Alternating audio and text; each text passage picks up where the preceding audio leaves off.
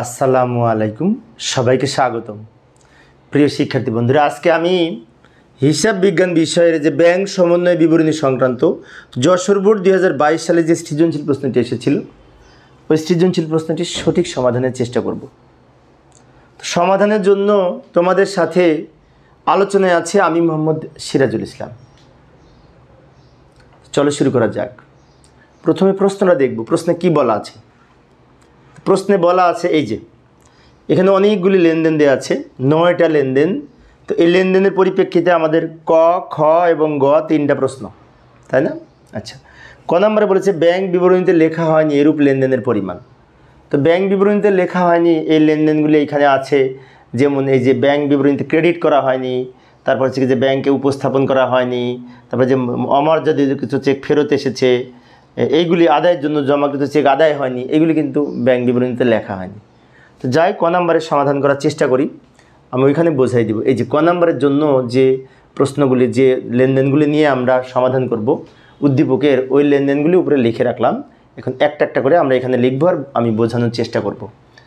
প্রথমত, ব্যাংক বিবরণীতে লেখা হয়নি এইরূপ লেনদেনের পরিমাণ বলেছে। এইখানে এই যে 2 নম্বরে বলেছে জমাকৃত চেক কিন্তু ব্যাংক বিবরণীতে ক্রেডিট করা হয়নি। ক্রেডিট করা হয়নি মানে কি, আমার অ্যাকাউন্টে ব্যাংক টাকা জমা করেনি, তাহলে এটা ব্যাংক বিবরণীতে লেখেনি। তো এটা কিন্তু এখানে লিখতে হবে। অর্থাৎ এখানে এই যে 2 নম্বরে জমাকৃত চেক ব্যাংক বিবরণীতে ক্রেডিট করা হয়নি 3000 টাকা। বিষয়টি আবারও বলছি, লক্ষ্য করি। আমি একটা চেক জমা দিয়ে এসেছি ব্যাংকে, কিন্তু সেই চেকের টাকা ব্যাংক এখনও আমার অ্যাকাউন্টে জমা করেনি, সেটার অর্থ হচ্ছে ক্রেডিট করা হয়নি। তাহলে এটি ব্যাংক বিবরণীতে লেখেনি, সেজন্য আমরা এখানে লিখব। কারণ আমাদের বলেছে ব্যাংক বিবরণীতে লেখা হয়নি, এই লেনদেনগুলি আমাদের এখানে ক নম্বরে আইডেন্টিফাই করতে হবে। 2 নম্বরে বলেছে ইস্যুকৃত চেক ব্যাংকে উপস্থাপন হয়নি। ইস্যুকৃত চেক ব্যাংকে উপস্থাপন না হলে ব্যাংক পরিশোধ করেনি। আমি একটা চেক ইস্যু করেছি, ব্যাংক পরিশোধ করেনি, তাহলে এটাও কিন্তু আমার ব্যাংক লেখেনি, এটাও এখানে আসবে। ইস্যুকৃত চেক ব্যাংকে উপস্থাপন হয়নি 2000 টাকা। ব্যাংকে জমাকৃত চেক অমর্যাদা হয়ে ফেরত এসেছে। ব্যাংকে আমরা একটা চেক জমা দিয়েছিলাম, যে চেকের টাকা ব্যাংক যোগ করেনি, তো এটাও ব্যাংক লেখেনি, ব্যাংক ফেরত দিছে, তার মানে এটা ব্যাংক লেখেনি, সেজন্য এটাও এখানে অন্তর্ভুক্ত হবে। এই যে 2000 টাকা। আবার আদায়ের জন্য ব্যাংকে জমাকৃত চেক আদায় হয়নি। আবার আমি একটি চেক ব্যাংকে আদায়ের জন্য জমা দিয়ে এসেছি, সেই চেকের টাকা ব্যাংক এখন আদায় করতে পারেনি, এটাও কিন্তু ব্যাংক লেখেনি, তাই না? তাহলে এটাও লিখব।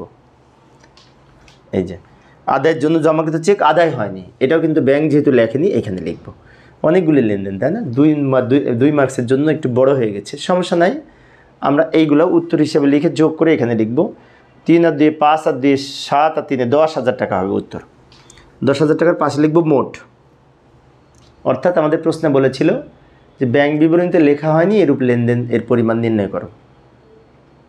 তো সেগুলি আমরা এখানে লিখলাম, যেগুলি ব্যাংক লেখেনি।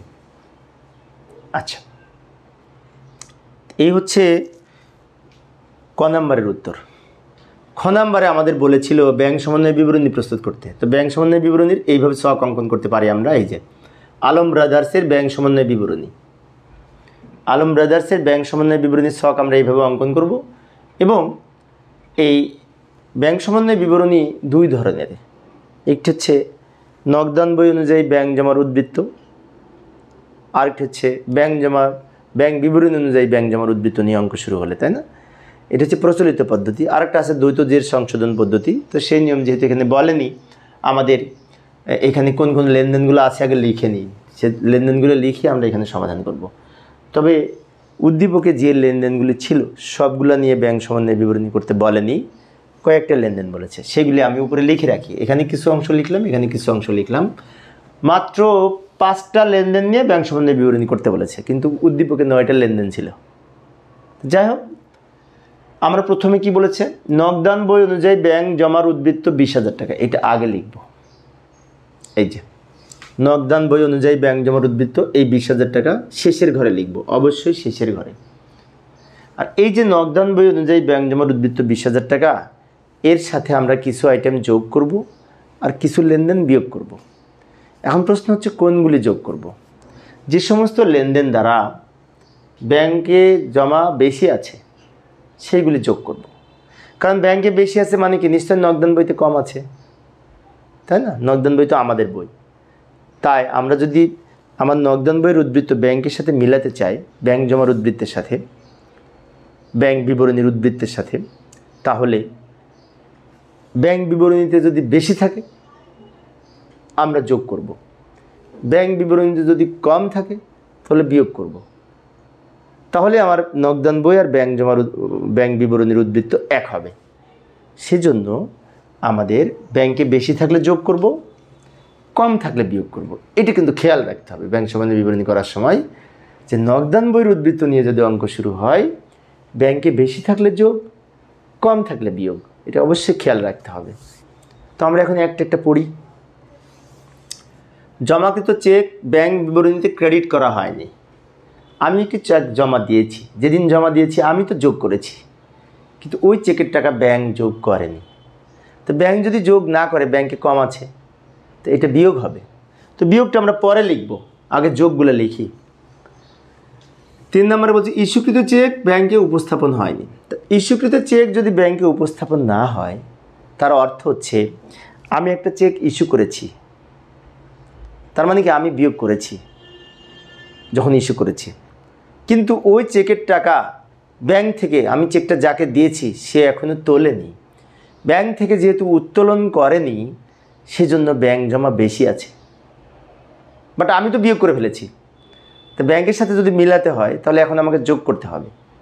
আবারও বলছি, লক্ষ্য করি, ইস্যুকৃত চেক ব্যাংকে উপস্থাপন না হলে ব্যাংক জমা বেশি থাকে, কেননা ব্যাংক থেকে টাকাটা এখনও ওঠায়নি, ব্যাংকে যেহেতু বেশি আছে, তাই আমরা যোগের ঘরে লিখব যে পাওনাদারকে ইস্যুকৃত চেক ব্যাংকে উপস্থাপন করা হয়নি এই 2000 টাকা। এরপরে লেনদেনটি ব্যাংক কর্তৃক মঞ্জুরিকৃত সুদ। ব্যাংক সুদ মঞ্জুর করেছে মানে কি, এর অর্থ হচ্ছে ব্যাংক আমার অ্যাকাউন্টে টাকা জমা করেছে, জমার উপর সুদ এই 50 টাকা আমার অ্যাকাউন্টে জমা করেছে, তো ব্যাংক জমা আমার বৃদ্ধি পেয়েছে, সেজন্য এটাও যোগ হবে। লিখব ব্যাংক কর্তৃক মঞ্জুরিকৃত সুদ 50 টাকা। এবার এই দুইটা যোগ করে এখানে লিখব,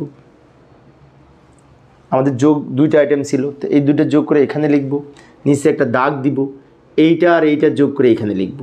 এই সোজা কিছু লিখব না, নাম কিছু দিব না, না লেখার পর যোগের আইটেম শেষ। এবার বিয়োগ লিখব। ওই যে প্রথমে বলছি, আবারও বলছি, লক্ষ্য করি, ব্যাংক সম্বন্ধে বিবরণী করার সময় প্রচলিত নিয়মে কিছু যোগ করব, কিছু বিয়োগ করব। ব্যাংকে বেশি থাকলে যোগ, কম থাকলে বিয়োগ। তো দুইটা বেশি ছিল, দুইটা টাকা লেনদেন দ্বারা ব্যাংক জমা বেশি ছিল, সেই দুটো যোগ করে এখানে লিখে এটা যোগ করে এখানে লিখেছি। এখন দেখব কোন কোন লেনদেন দ্বারা ব্যাংক জমা কমেছে, সেগুলো আমরা বিয়োগ করব। তো লক্ষ্য করি, এই যে 2 নম্বরে জমাকৃত চেক কিন্তু ব্যাংকে ক্রেডিট করা হয়নি, অর্থাৎ আমি একটা চেক জমা দিয়েছি, কিন্তু সেই চেকের টাকা ব্যাংক এখনও আদায় করতে পারেনি, আদায় করেনি, মানে কি আমার অ্যাকাউন্টে এখনও যোগ করেনি, তো আমার ব্যাংক জমা কম আছে, সেজন্য এটি বিয়োগ করব। আমি আবারও বলছি, লক্ষ্য করি, জমাকৃত চেক ব্যাংক কর্তৃক ক্রেডিট করেনি মানে কি ব্যাংকে আদায় হয়নি, এটা বোঝায়। তো জমাকৃত চেক আদায় না হলে ব্যাংক জমা কম থাকে, কারণ আমি যখন চেকটা জমা দিয়েছি তখন তো আমি নগদান বইতে যোগ করেছি, বাট ব্যাংক এখনও যোগ করতে পারেনি, তো ব্যাংকে কম আছে, সেজন্য আমরা নগদান বই থেকে বিয়োগ করব। এখানে লিখব বাদ, এই যে জমাকৃত চেক ব্যাংকে উপস্থাপন করা হয়নি বা ক্রেডিট করা হয়নি এই 3000 টাকা। এবার ব্যাংক কর্তৃক ধার্যকৃত চার্জ, ব্যাংক কর্তৃক ধার্যকৃত চার্জ যা নগদানভুক্ত হয়নি এই 40 টাকা। এই দুটো বিয়োগ হবে, কারণ এই দুটো দ্বারা ব্যাংক জমা কমে যায়। এখন এবার এই দুটো যোগ করে এখানে লিখব, এবার এইটা থেকে এইটা বিয়োগ করে এখানে লিখব, যেহেতু লিখেছি বিয়োগ। এখন অনেক শিক্ষার্থী এখানে আবার ব্র্যাকেট দেয়, না এখানে ব্র্যাকেট দেওয়ার দরকার নেই। কেন ব্র্যাকেট দিব না, যেহেতু বিয়োগ কথাটা লিখেছি, তো এইটা আর ব্র্যাকেট দেওয়ার দরকার নেই। এখন বিয়োগ করব, এইটা থেকে এটা বিয়োগ করে আমাদের হবে 19,010 টাকা। এইটা নিচে ডাবল দাগ দিয়ে এটার নাম হবে, উপরে কি ছিল নগদান বই অনুযায়ী ব্যাংক জমার উদ্বৃত্ত, নিচে লিখব ব্যাংক বিবরণী অনুযায়ী ব্যাংক জমার উদ্বৃত্ত। অর্থাৎ উপরে যদি নগদান বই থাকে, এখানে ব্যাংক বিবরণী হবে। এইভাবে আমরা ব্যাংক সমন্বয় বিবরণী প্রচলিত নিয়মে করতে পারি, অনেক সহজ, তাই না? এবার আমরা গ নাম্বারে জাবেদা করতে বলেছিল, তো জাবেদার ছক অঙ্কন করলাম আলম ব্রাদার্সের বইতে। জাবেদার ছক তো আমরা পারি, তাই না? আচ্ছা, জাবেদার ছকে জাবেদা করার জন্য কোন কোন লেনদেনের জাবেদা করতে বলেছিল সেই লেনদেনগুলি আমি উপরে লিখে রাখি। এই যে এখানে আমি লিখে রাখলাম এই কটা লেনদেনের জাবেদা করতে বলেছে। মোট 9টা লেনদেন ছিল, কিন্তু 9টার মধ্যে 4, 5, 6, 7 এই 4টা লেনদেনের জাবেদা করতে বলেছে। এখন এইখানে একটা একটা করে পড়বো আর জাবেদা করব। তো জাবেদায় যদি ব্যাংক জমা বৃদ্ধি পায় তো ব্যাংক হিসাব ডেবিট হবে, আর ব্যাংক জমা যদি কমে যায় তাহলে কিন্তু ব্যাংক হিসাব ক্রেডিট হয়। এটা খেয়াল রাখবো। তো আমরা একটা একটা পড়ি। প্রথমত এখানে তারিখ লিখব। তারিখের ঘর কিন্তু ফাঁকা রাখা যাবে না। তারিখ কিন্তু প্রশ্নে দেয়া আছে যে ডিসেম্বর 31 তারিখ প্রশ্নে দেয়া আছে, কিন্তু ওই তারিখটা লিখব। আর এখানে যেগুলো দেয়া আছে 4, 5, 6 এগুলো সিরিয়াল নাম্বার, এগুলো লিখলেও হবে না লিখলেও হবে।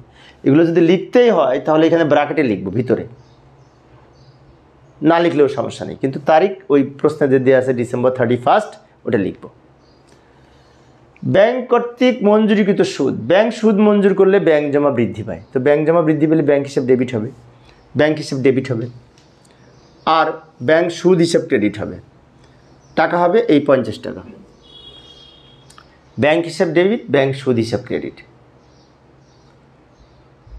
তারপর বলছে ব্যাংক কর্তৃক ধার্যকৃত চার্জ, ব্যাংক চার্জ কর্তন করলে ব্যাংক জমা কমে যায়। তা এখানে লিখব ব্যাংক চার্জ তো খরচ, খরচ বৃদ্ধি পেলে ব্যাংক চার্জ হিসাব ডেবিট হবে, আর ব্যাংক চার্জ ধার্যের ফলে ব্যাংক জমা কমে যায়। তো ব্যাংক জমা কমে গেলে ব্যাংক হিসাব ক্রেডিট হবে। বিষয়টি আবারও বলছি, লক্ষ্য করি। ব্যাংক চার্জের জাবেদা হচ্ছে ব্যাংক চার্জ ডেবিট, ব্যাংক হিসাব ক্রেডিট।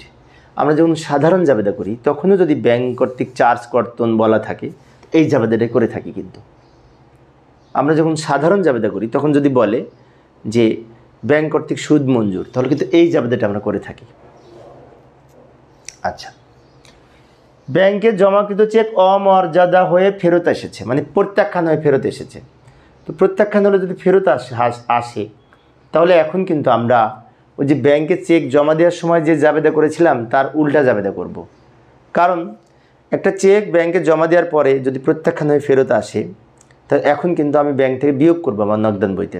আমরা নগদান বই যখন প্রস্তুত করি তখন নগদান বই ক্রেডিট দিকে লিখি, কিন্তু জমাকৃত চেক প্রত্যাখ্যান হলে। কারণটা কি? কারণ ব্যাংক জমা আমরা কমাবো। এখন আমরা যখন চেকটা জমা দিয়েছিলাম তখন জাবেদা করেছিলাম ব্যাংক হিসাব ডেবিট, প্রাপ্য হিসাব ক্রেডিট।